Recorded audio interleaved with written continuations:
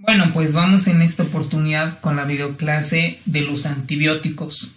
Este tema es muy importante e interesante y en el futuro va a ir cambiando varias cosas en cuanto a la farmacocinética y farmacodinamia de los nuevos antibióticos.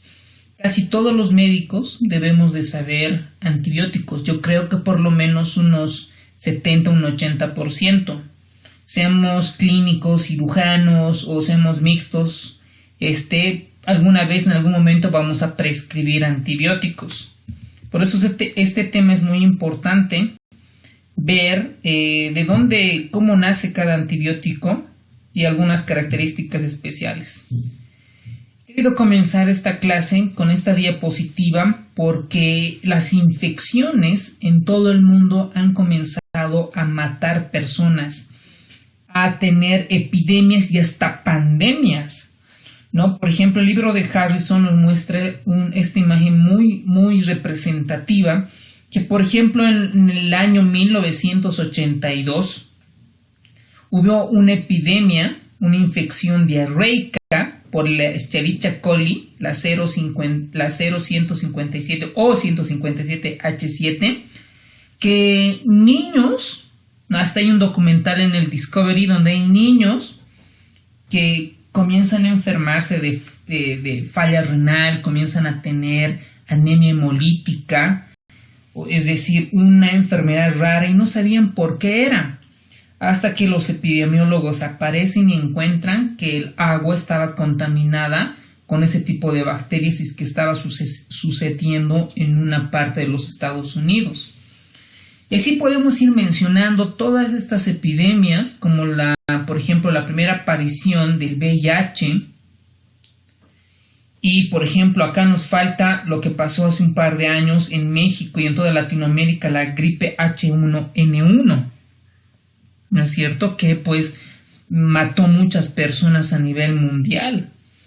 Y así yo recuerdo todavía que cuando era muy niño, todavía el cólera pandémico en 1991, donde el brote fue en Perú. Y así podemos ir mencionando varias epidemias infecciosas a nivel mundial. Por ejemplo, esto me llama la atención de que como un Staphylococcus aureus ya hay resistencia a la vancomicina. Yo, por ejemplo, hasta el momento no vi ningún Staphylococcus aureus que sea resistente a la vancomicina.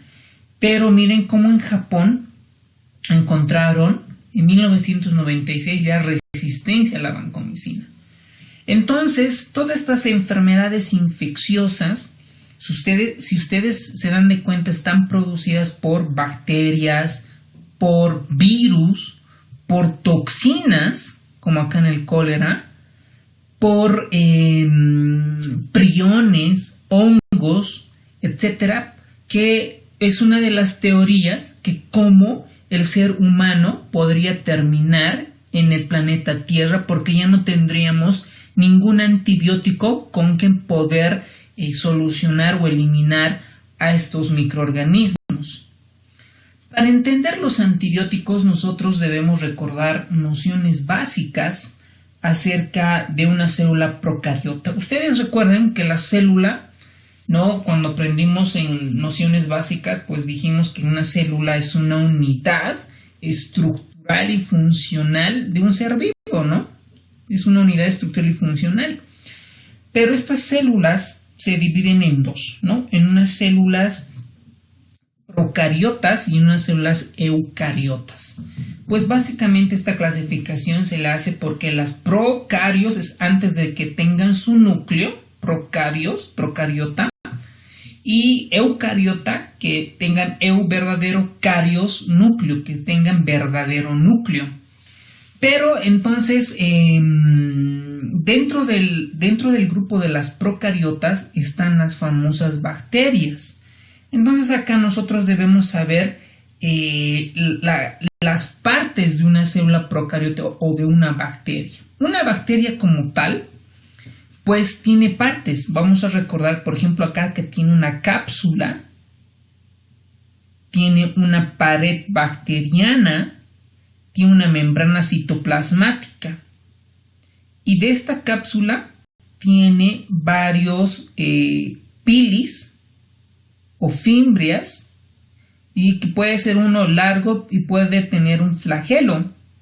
Es decir, si ustedes recuerdan una célula eucariota normal como la de nosotros, solamente poseemos una sola membrana, mientras que la bacteria es, como podemos decir, que está un poco más protegida, ¿no? Porque tiene una cápsula, tiene una membrana, tiene una pared celular, etc.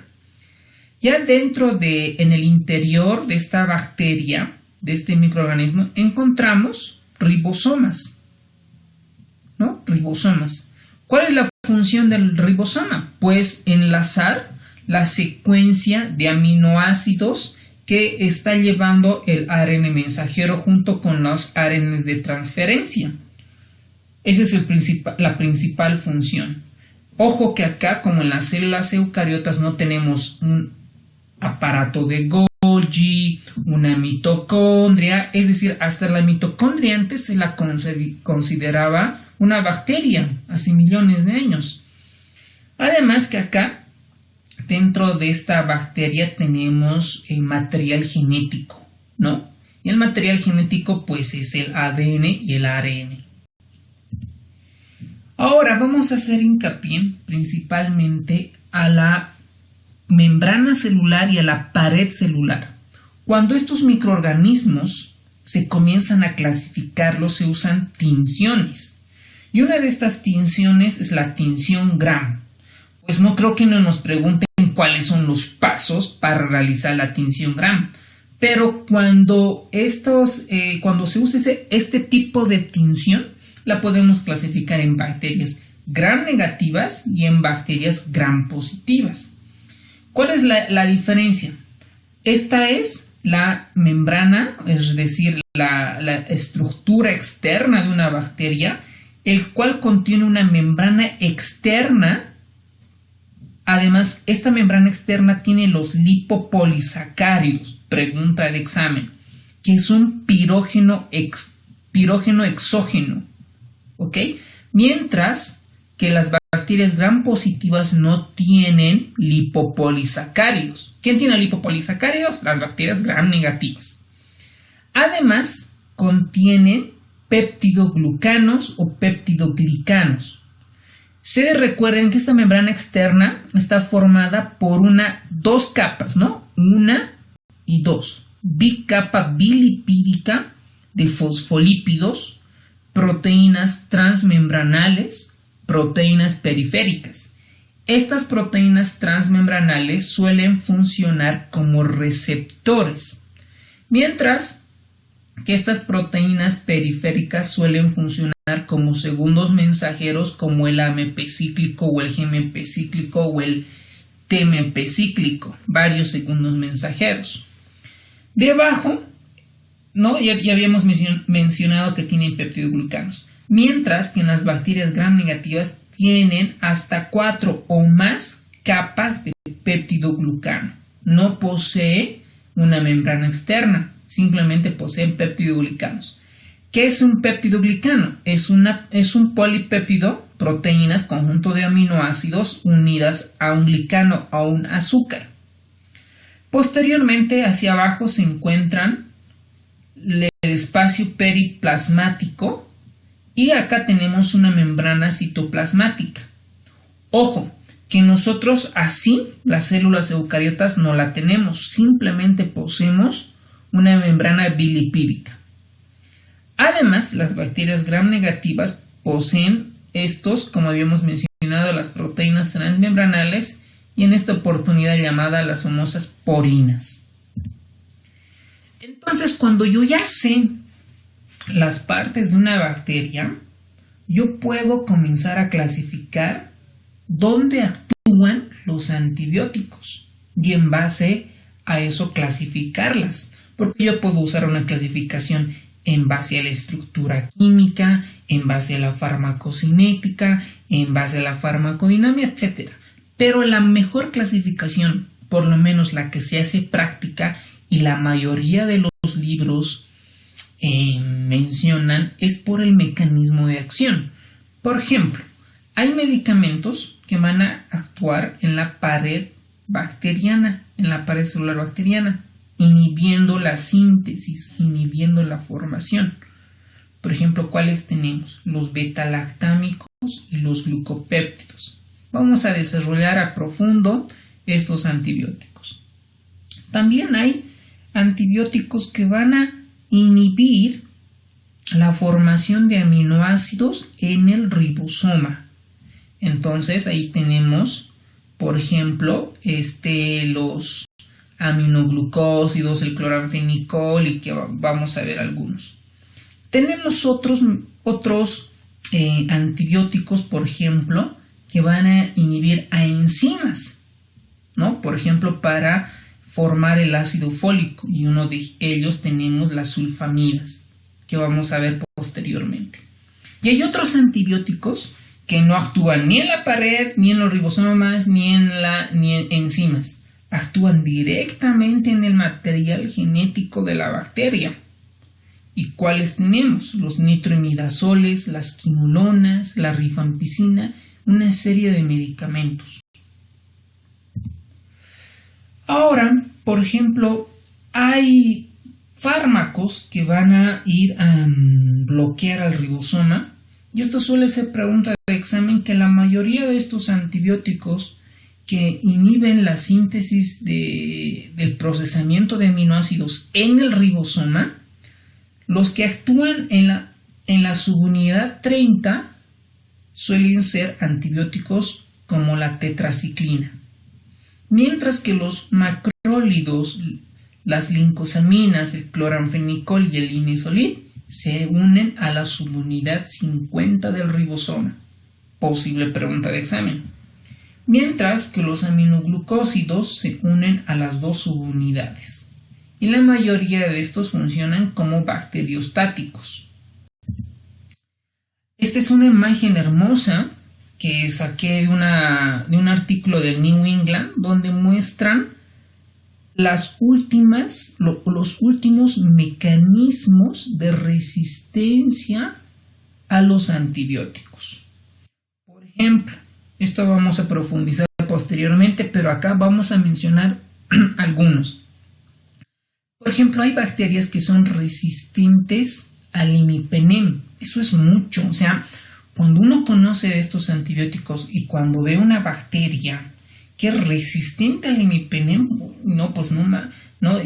debemos de preocuparnos porque se supone que también podría ser resistente a otros medicamentos, y esto por el uso indiscriminado de antibióticos.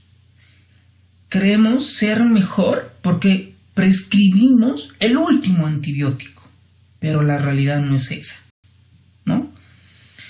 Por ejemplo, cuando hay pérdida de las porinas, cuando la bacteria muta, ya no ingresa el imipenem, ya hay resistencia al imipenem.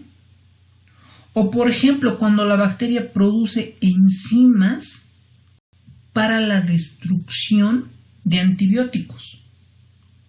O hay una sobreexpresión transmembranal de salida para los antibióticos. Es decir, ingresa el antibiótico y hay otros mecanismos que lo expulsa la bacteria al antibiótico. Y hay otros, por ejemplo, mutaciones en el ADN, en el material genético de la bacteria, comienza a mutar, a defenderse para crear resistencia.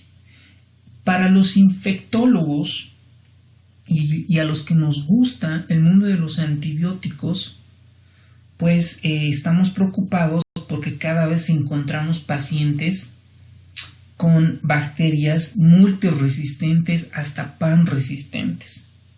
Por ejemplo, en terapia intensiva vemos, ¿no?, bacterias que ya no sabes qué antibióticos usar y pues se nos muere el paciente. Es más, por ejemplo, la Sociedad Americana de Infectología, la neumonía ya no la clasifica en neumonía adquirida en la comunidad ni neumonía nosocomial, porque dice que los de la adquirida en la comunidad ya tienen bacterias nosocomiales.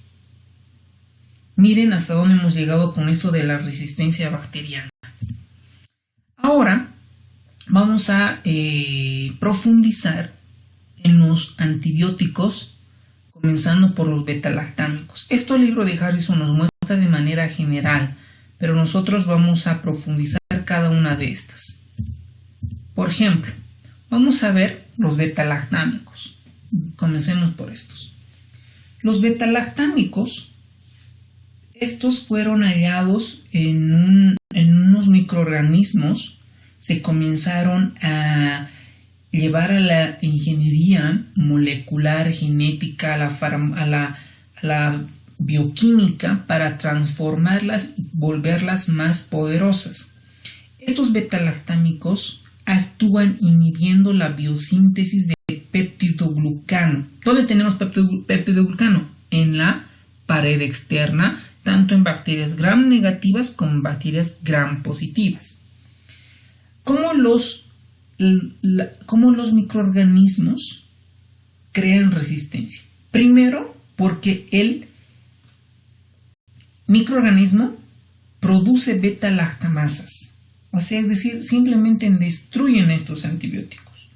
Alteran la proteína ligadora penicilinas. Es decir, que la penicilina, para que pueda entrar a la bacteria, tiene que tener un receptor. Pero estos microorganismos pueden mutarlos. Puede haber una disminución de la permeabilidad de la membrana de estas bacterias. ¿Y cómo se las clasifican los betalactámicos? En penicilinas, cefalosporinas, carbapenémicos y monobactámicos. Comencemos con las penicilinas. Las penicilinas, bueno, una clasificación rara, podemos clasificarla en un espectro reducido, antiestafilocócica y espectro ampliado. El de espectro reducido, es decir, que cubren pocas bacterias, tenemos a la penicilina G o benzilpenicilina, que tienen actividad contra las bacterias gram positivas, gram negativas y algunos anaerobios. Y la penicilina quinta o la fenoximetilpenicilina. ¿Cuáles son los medicamentos o las penicilinas para el estafilococo meticilino sensible? Tenemos 3, posible pregunta de examen: la nafcilina, la oxacilina y la metilcilina. Y tenemos penicilinas de espectro ampliado, como por ejemplo las aminopenicilinas. Tenemos ahí que usan mucho los pediatras y algunos los internistas: la ampicilina, la vacampicilina y la amoxicilina, ¿no? Y las carboxipenicilinas, por ejemplo, esta es muy importante, la ticarcilina, que es un antibiótico contra la Pseudomonas aeruginosa. La Pseudomonas aeruginosa es una bacteria muy agresiva que si no la cubres, que si no tienes el antibiótico, el paciente se nos muere. Peor si está en un paciente hospitalizado o en cuidados intensivos. Y la mejor dentro de estas penicilinas es la piperacilina. La piperacilina, por excelencia, es la que mejor actúa contra la Pseudomonas aeruginosa.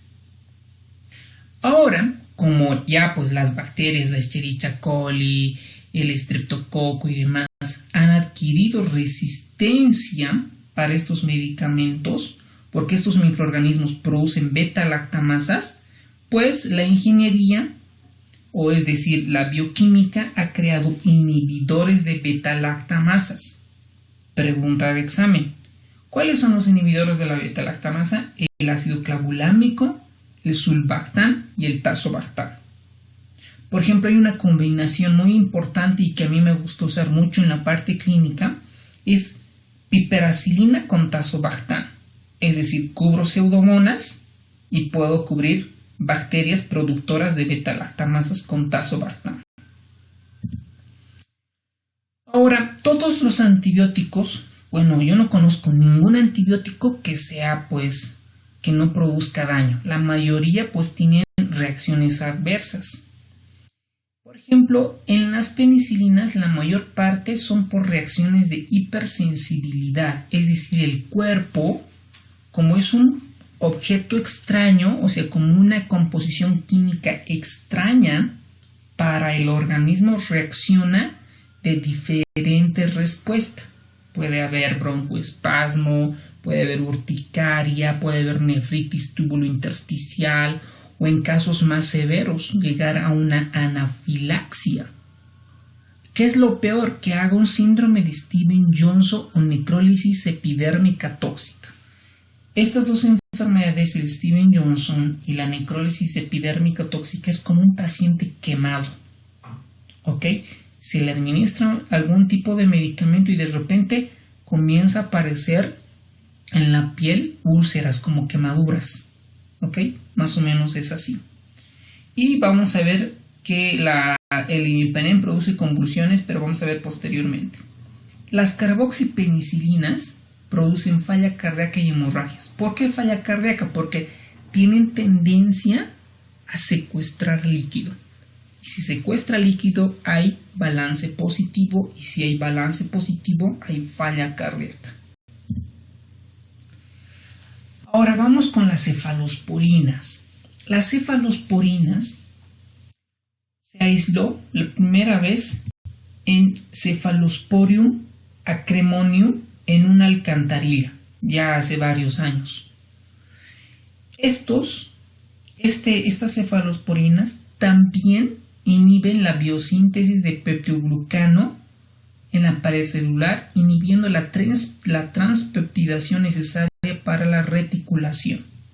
Es decir, cuando la bacteria está formando su pared celular, ahí no la dejan estos antibióticos. ¿Y cómo la bacteria hace resistencia? Produciendo beta-lactamasas.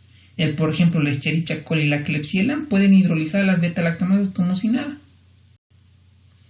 Las clasificamos por generaciones, de primera, segunda, tercera, hasta actualmente en el comercio para vender hasta hay cefalosporina de quinta generación. Pero hoy en día ya se están creando cefalosporinas de sexta y de séptima generación. ¿Cuál es la característica? Cuanto de mayor generación tengan, tienen mayor actividad contra las bacterias gram positivas, gram negativas anaerobios. Por ejemplo, hay una cefalosporina de quinta generación que es el ceftobiprol y la ceftarolina. Por ejemplo, la ceftarolina es una cefalosporina para el Staphylococcus aureus resistente a la vancomicina. Probablemente para ustedes no les sea preocupante escuchar un Staphylococcus aureus resistente a la vanco. Por ejemplo, normalmente lo que deberíamos de usar para un Staphylococcus aureus es una amoxicilina, pero por el uso indiscriminado de la amoxicilina crea resistencia y podríamos usar oxacilina o dicloxacilina, y también hay resistencia, podemos usar vancomicina, pero ya son medicamentos muy sofisticados. Pero que te encuentres un Staphylo aureus resistente a la vancomicina es muy preocupante. Pero ya la bioquímica comienza a generar otros antibióticos como la ceftarolina. Pregunta de examen. Ahora acá las hemos clasificado por generación. Por ejemplo, las de primera generación tenemos la cefazolina y la cefalexina. Algunos rotes que yo cuando estaba haciendo la residencia veí a los cirujanos que usan mucho cefazolina como profilaxis antes de ingresar a quirófano.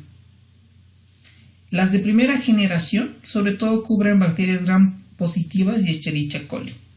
Las de segunda generación ya tienen un espectro más ampliado, es decir, cubren más a la mayor cantidad de bacterias gram negativas, como por ejemplo tenemos la cefuroxima, el cefacloro. La de tercera generación es lo que más se usa, sobre todo en la parte hospitalaria. Siempre ustedes van a ver que estén indicando ceftriaxona, cefotaxima o ceftazidima.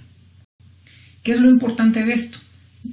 De que a partir de la tercera generación ya hay antibióticos contra la pseudomonas. Una de ellas, un antibiótico de cefalosporina de tercera generación anti-pseudomonas, pregunta de examen, es la ceftazidima. La ceftazidima, pero es muy nefrotóxica, comienza a dañar el riñón. Luego tenemos, por ejemplo, cefalosporina de cuarta generación, como por ejemplo la cefepima, que sobre todo está indicado para que tiene mayor actividad contra gram positivos, gram negativos y pseudomonas, sobre todo para pacientes con neutropenia febril. Y lo que ya les había comentado, que solo la de quinta generación tiene actividad con Staphylococcus aureus vancomicina resistente. ¿Ok? Ahora veamos las reacciones adversas de la cefalosporina. Las de primera generación, por ejemplo, son nefrotóxicas, la mayoría. Tienen efecto disulfiram cuando se asocia a alcohol. Y ustedes me preguntarán qué es un efecto disulfiram. Pues el efecto disulfiram es cuando, por ejemplo, un paciente que está tomando algún tipo de antibiótico, sobre todo metronidazol, y le echa un par de whisky, pues de bebida, y al día siguiente o al momento en horas comienza a tener náuseas, vómitos, sensación de malestar general, dolor de cabeza, hasta problemas de dispepsia, diarrea, es decir, lo siente mal, le hace muy mal. Entonces, cuando ese paciente lo asocia al alcohol, entonces desde esa vez ya no quiere saber más del alcohol. A eso se llama efecto disulfiram. Es más, en algún momento para los pacientes alcohólicos, pues les dan disulfiram, aunque no es el medicamento ideal. Otra reacción adversa es el síndrome de bilis espesa, sobre todo con la ceftriaxona, que ha sido muy preguntado en algunos países, como en Argentina y Colombia. Luego tenemos los carbapenémicos. Vamos a terminar esta primera parte con este antibiótico. Los carbapenémicos ya son antibióticos mucho más potentes. ¿Por qué? Porque son muy resistentes a las betalactamasas. Descubierto en Streptomyces cattleya, que produce su propio antibiótico denominado la tiamicina. Dentro de estos carbapenémicos tenemos el meropenem, el imipenem y el ertapenem y el doripenem. ¿Cuál es lo que más se usa? El meropenem y el imipenem. El meropenem va más contra las bacterias, contra las pseudomonas. Y el imipenem necesita de otra sustancia química para que no se degrade en las células renales rápido, es decir, para que mantenga su concentración plasmática y no sea catalizada por enzimas, necesita de la cilastatina. El imipenem es más activo frente a cocos gram positivos. El meropenem posee mayor actividad contra la Haemophilus influenza, enterobacterias y pseudomonas. Esto es pregunta de examen. El efecto secundario más importante del imipenem y la cilastatina son las convulsiones. Por ejemplo, yo me acuerdo que teníamos un paciente que estaba con falla renal con CREA de 1,8 y estaba recibiendo imipenem y de repente en la madrugada comienza a convulsionar. Es decir, cuando tenga falla renal y esté prescribiendo imipenem, estemos dando, pues hay que vigilar si estos pacientes pueden tener algún tipo de convulsión. ¿Ok? Luego tenemos, por ejemplo, a los monobactámicos, como el Aztreonam.